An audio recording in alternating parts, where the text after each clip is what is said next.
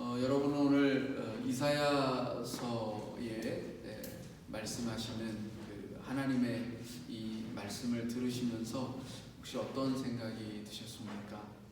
아마 이 글을 읽었던 유대인들의 입장에서는 굉장히 좀 좀 당혹스러운 그런 말씀이었을 것 같아요. 죄송합니다.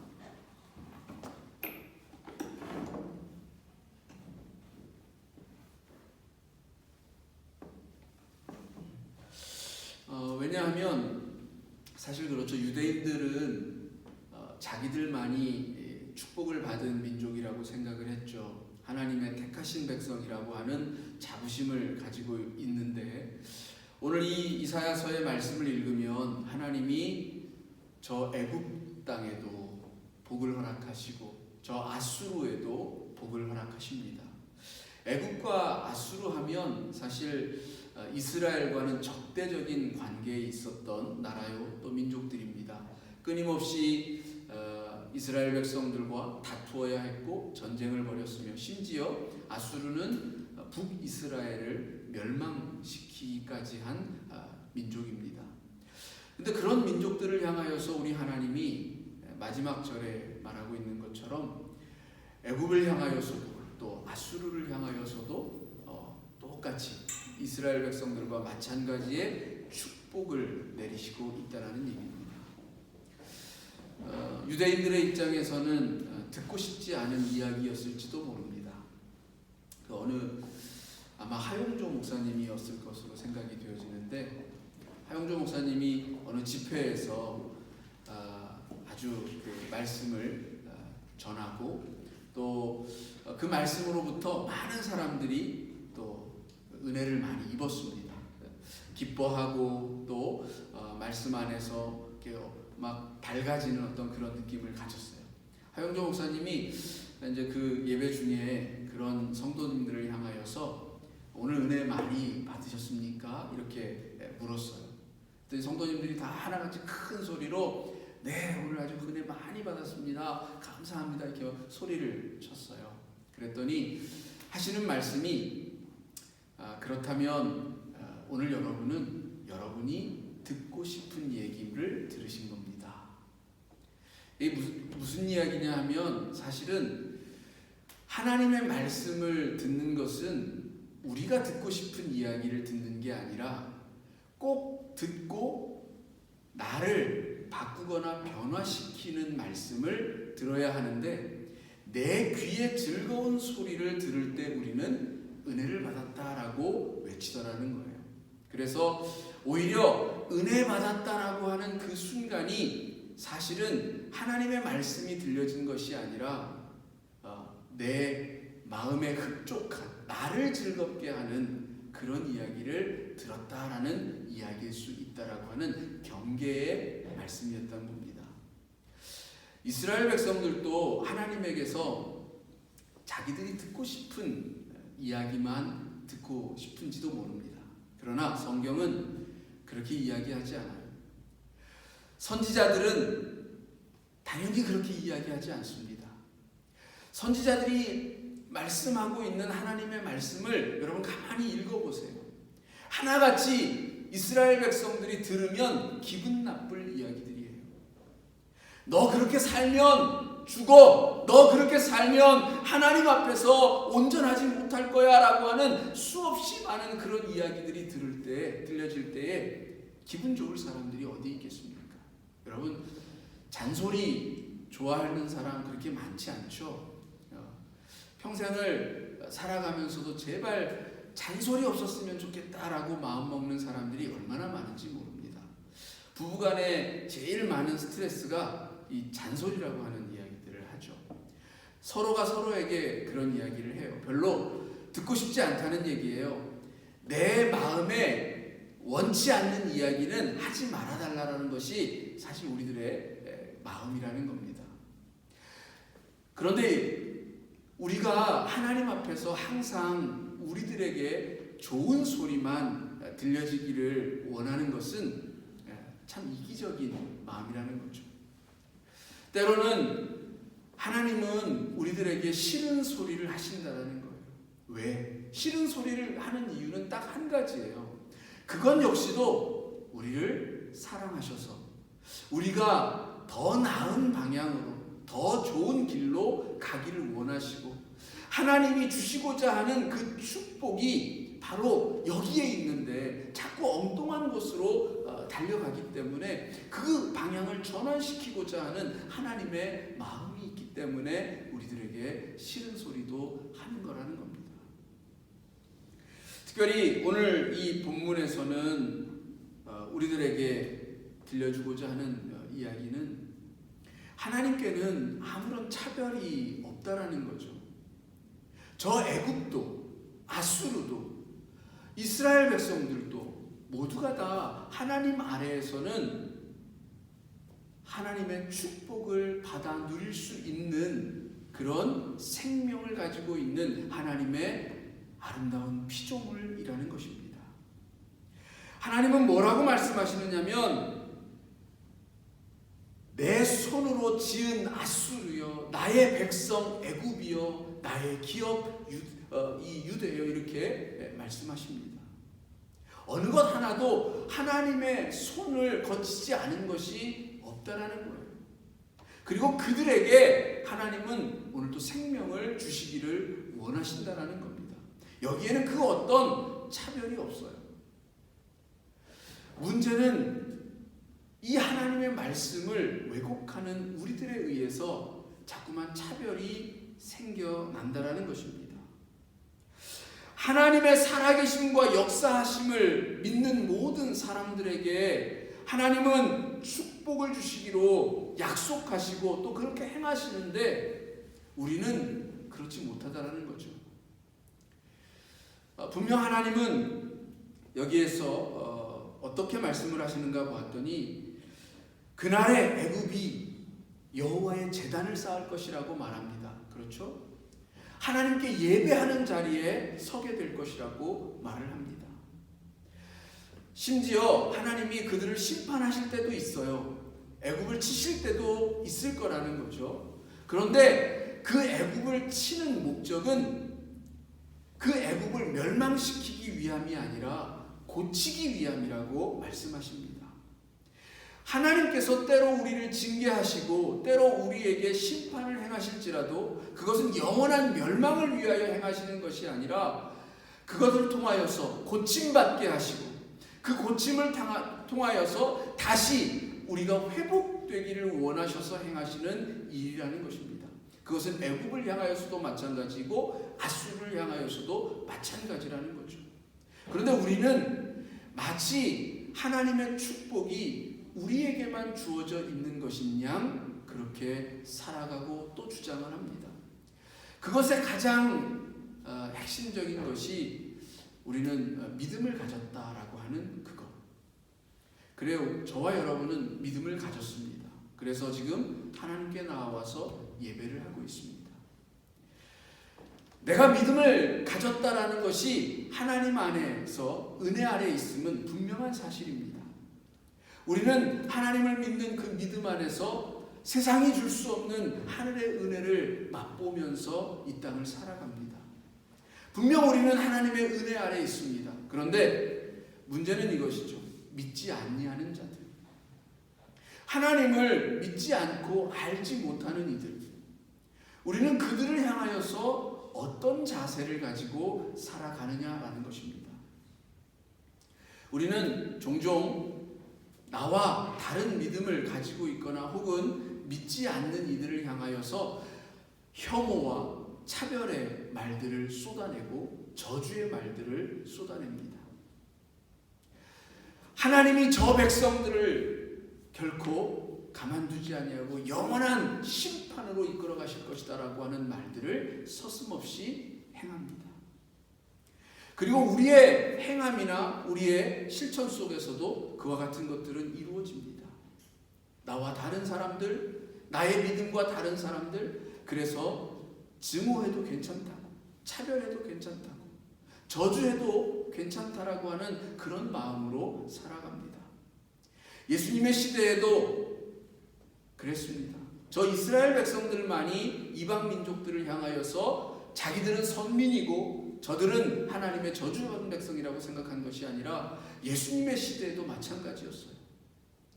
그때에도 많은 사람들이 장애를 가졌다는 이유로 차별하고 여성이라는 이유로 차별을 하고 그리고 직업적으로 천한 일을 한다라고 해서 차별을 하고 여러 가지 많은 이유들을 들어서 차별을 했습니다. 종교 지도자들은 저들이 율법을 잘 알고 있다라는 이유로 그렇지 못한 일반 백성들을 향하여서 무지랭이 같은 자들이라고 차별하였습니다. 세리와 창녀들을 향하여서도 저들은 차별하였습니다. 그래서 저들은 어떻게 말하느냐 하면 저들이 저런 저주 아래서 살아가는 것이 당연하다라고 이야기합니다. 저들은 그렇게 살아도 된다라고 말합니다. 저들은 내가 서스름 없이 차별해도 되는 그런 존재라고 말을 합니다. 여러분 과연 그런가요? 우리가 살아가는 이 세상에 생명을 가진 존재를 향하여서 너는 그렇게 살아도 돼. 너는 그렇게 살아도 괜찮아라고 할 수 있을 만한 그 생명은 단 한 사람도 없습니다. 어느 누가 저들을 향하여서 그렇게 말할 수 있겠습니까? 그런데 우리가 살아가는 이 세계도 별반 다르지 않아요. 돈이 없다라는 이유로 너는 그렇게 살아도 된다라고 말합니다. 배움이 짧다라는 이유로 당신은 그렇게 살아도 당신의 그게 한계요 당연한 것이라고 말을 합니다. 여자라는 이유로 남자라는 이유로 여러 가지 많은 이유에서 다양한 것들로 우리는 그렇게 살아 마땅하다라고 차별을 합니다. 소위 말해서 갑질이라고 하는 것들도 그런 것에서 나오는 이야기들이죠. 그런데 과연 그러하냐라는 것입니다. 정말 하나님이 그렇게 우리들에게 말씀하고 계시느냐라는 것이죠.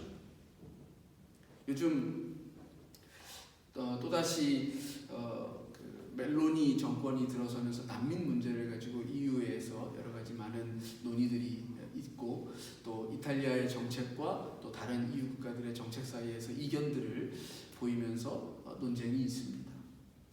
우리는 어려움에 처한 이들을 향하여서 어떻게 살아가야 하는지에 대하여 성경이 명확하게 하나님이 말씀해 주고 있음에도 불구하고 그런 신앙을 가지고 있다라고 말하고 있으면서도 내가 살기 위해서라면 내 민족이 잘 되기 위해서라면 저들을 향하여서 차별해도 구별해도 된다라고 말들을 합니다. 하나님은 한 번도 그렇게 말한 적이 없습니다. 이웃들을 향하여서 어려움을 겪고 있다라면 겉옷을 달라 하면 속옷까지 벗어주는 이가 되라고 하고 오리를 가자 하면 십리를 함께 동행해 주라고 말씀을 합니다. 오늘 우리에게 주어져 있는 이 삶은 사실 그래요. 쉽지 않아요. 어느 누가 그 일을 쉽게 감당할 수가 있겠습니까? 당장 내가 죽게 생겼는데 나보다 어려운 이웃을 도우라라고 했을 때에 선뜻 도움의 손길을 내밀 수 있는 이가 얼마나 많이 있겠습니까? 어려워요. 그래서 주님이 좁은 길로 가라는 것입니다.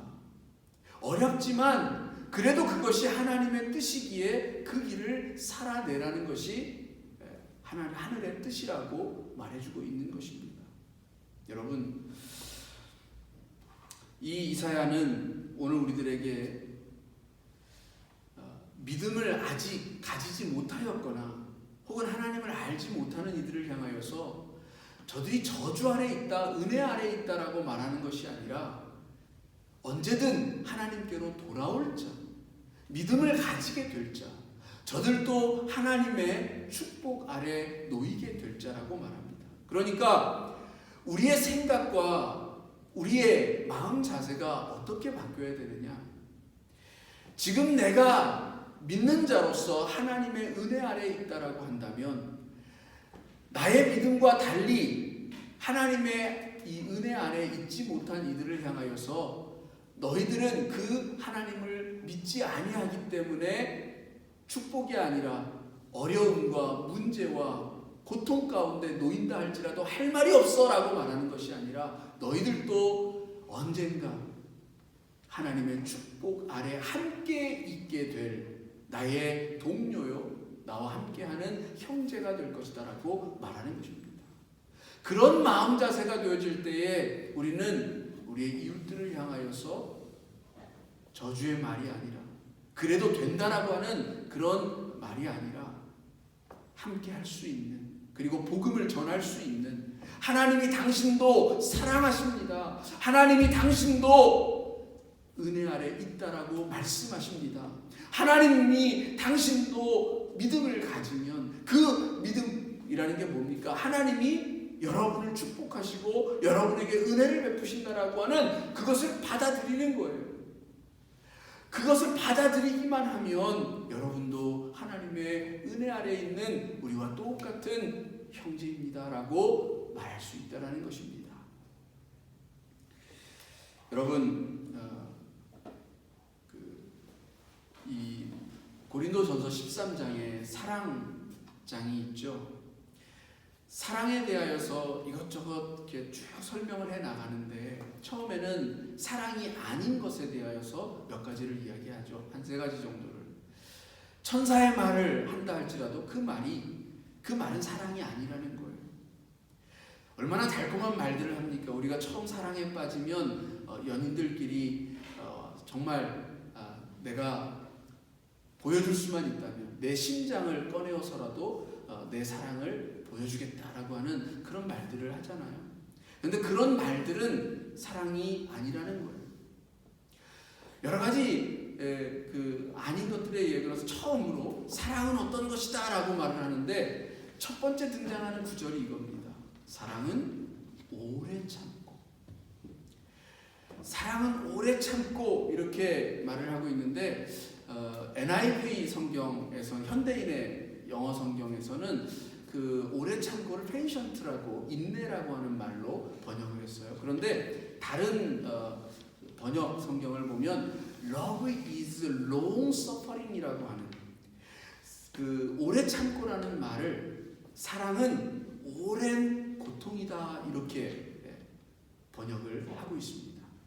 사실은 이 말이 훨씬 더 원어에 가까운 표현이라는 생각이 듭니다. 여러분, 사랑은 마냥 달콤한 게 아니에요. 마냥 즐거운 게 아니에요.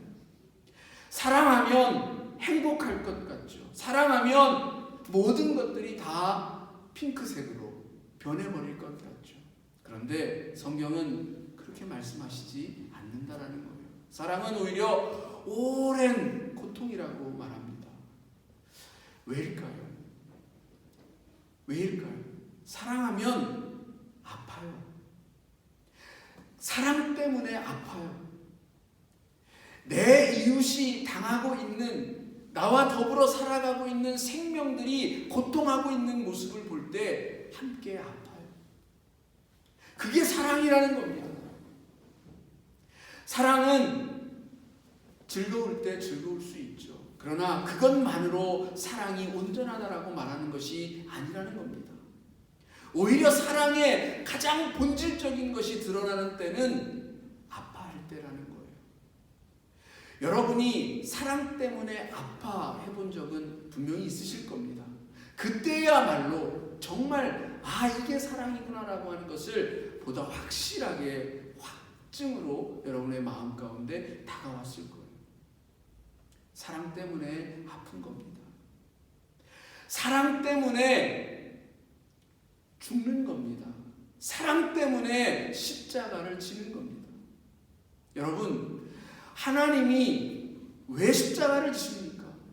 하나님이 굳이 왜 모든 것들을 다 가지시고 모든 것들을 다 하실 수 있는 그분이 왜 도대체 무엇 때문에 죽으신단 말입니까?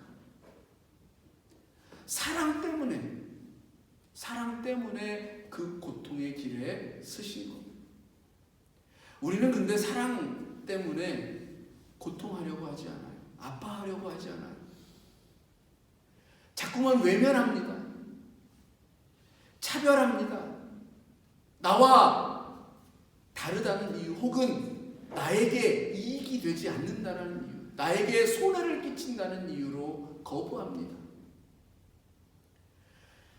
우리는 그런 삶을 향하여서 단호하게 하나님은 그렇게 말씀하지 않으십니다라고 선포할 수 있어야 하고, 우리의 삶의 모습은 하나님이 선포하시는 온전한 말씀을 쫓아가야 할 줄로 믿습니다.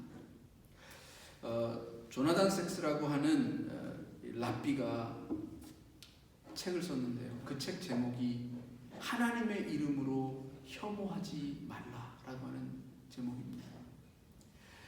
우리는 하나님을 믿는데 그 하나님의 이름으로 얼마나 많은 차별과 혐오를 나타내는지 모릅니다. 그것이 죄악임에도 불구하고 우리는 그것을 하나님의 이름으로, 하나님이 그것을 원하신다라고 하는 그런 주장 속에서 행하고 있다라는 것입니다. 이 책에 보면 야곱과 에서의 이야기를 중심 테마로 잡아서 설명을 합니다. 하나님은 이 야곱과 에서의 이야기에서 에서에게도 야곱과 똑같이 너로 큰 민족을 이루게 하시겠다. 너로 하여금 너도 하나의 기업을 얻게 될 것이다 라고 축복을 하십니다. 뿐만 아니라 이스라엘 백성들에게 어떤 말씀을 하시냐면, 너희들은 네 형제의 땅을 함부로 차지하지도 말고 그 땅을 다투지도 말고, 심지어 그 땅을 지나갈 일이 있거든 정당한 통행세를 내고 그 땅을 지나가라고 말씀합니다. 이 말씀을 들어서 이 조나단 섹스는 하나님은 공의의 하나님이시다.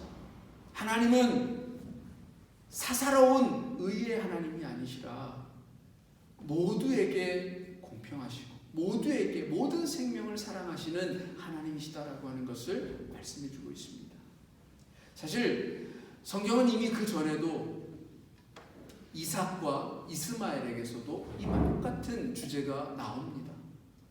하갈이 아브라함의 아내 사라로부터 질투를 받아서 쫓겨나서 참 방랑하는 그런 시간을 보내게 되죠. 사막길을 걸어서 목이 말라서 정말 힘에 겨울 때 하나님께서 오아시스를 발견케 하시고 거기서 하갈을 먹이신 다음에 들려주시는 말씀이 무엇입니까? 두려워 말라. 내가 너와 함께 할 것이다 라고 하는 말씀과 더불어서 네 아들 이스마엘도 큰 민족을 이루게 할 것이다 라고 하는 말씀을 주시면서, 그러니 평안히 돌아가라 이렇게 말씀하시지 않습니까?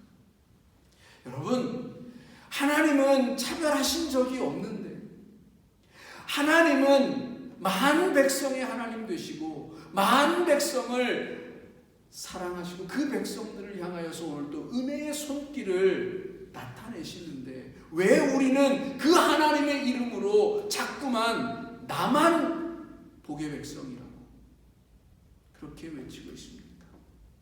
왜 나만 하나님의 은혜 안에 있는 사람이라고, 그런 사람이어야 한다라고 그렇게 말하고 있느냐라는 것입니다. 오히려 선민이라고 하는 것은 그래요. 그것은 특혜가 아닙니다. 선민은 특혜가 아니라 사명입니다. 내가 하나님께로부터 먼저 부름을 받아서 하나님의 백성이 되었다라는 것은 하나님을 아직 알지 못하고 아직 은혜 안에 들어오지 못한 이들을 향하여서 저들도 초대할 수 있는, 초대하라고 보냄받은 사람이라고 하는 그런 사명을 가진 그런 존재가 되었다라는 것을 말해주는 것입니다. 그러니 여러분 우리가 하나님의 은혜 안에서 살아가고 있다면 여러분, 나의 그것이 특권이라고 말하지 마십시다. 그건 특권이 아닙니다. 오히려 내가 먼저 믿은 자에게 주어진 사명을 가진 자가 되었음을 말해주는 것임을 잊지 마시기 바랍니다. 그리고 모든 이들을 향하여서 나아가며 우리의 마음을 활짝 열고 환대할 수 있는 마음 자세를 가지기 원합니다. 철학자 데리다는 환대에 대하여서 이야기하는데요. 그 환대 이야기 끝에 어떤 이야기를 하냐면 예수님이 원수까지도 사랑하라 라고 하는 말씀을 하셨는데 과연 우리가 원수를 사랑할 수 있는가라고 하는 것에 대하여 질문을 던집니다. 그러면서 그는 이렇게 풀이합니다. 원수를 사랑하기 위해서는 먼저 그 원수를 친구로 삼지 않으면 사랑할 수 없다라는 거예요. 원수를 원수인 채로 그냥 두고 사랑해서는 절대로 사랑할 수 없다라는 거예요. 원수를 사랑하려면 먼저 그 원수를 받아들이는 친구로 삼는 삶이 있어야 된다는 겁니다. 저는 그 말에 동의가 됩니다. 우리가 적을 적으로 놓은 채로 사랑할 수 있습니까? 원수 같으니 매일 원수 같은 놈이라고 그렇게 소리치면서 사랑한다라고 그렇게 말하는 것 자체가 너무 이율배반적인 것입니다. 먼저는 친구로 삼기 위한 우리의 마음을 여는 그리고 상대방의 이야기, 상대방의 입장을 들어보려고 하는 그런 마음 자세들이 필요할 것이라고 생각이 됩니다. 오늘 여기 하나님은 이스라엘 백성들을 향하여서뿐만 아니라 저 애굽을 향하여서도 아수르를 향하여서도 축복하시는 하나님이시다라고 하는 사실을 여러분 잊지 마시고 우리의 이웃들을 향하여서 항상 축복의 말 그리고 저들에게 하나님의 이름으로 나음과 회복과 축복을 끼칠 수 있는 그렇죠. 어디를 가든지 너희는 먼저 평안의 인사를 건네라고 했잖아요. 그런 우리가 되시기를 주님 이름으로 축원합니다. 기도하겠습니다.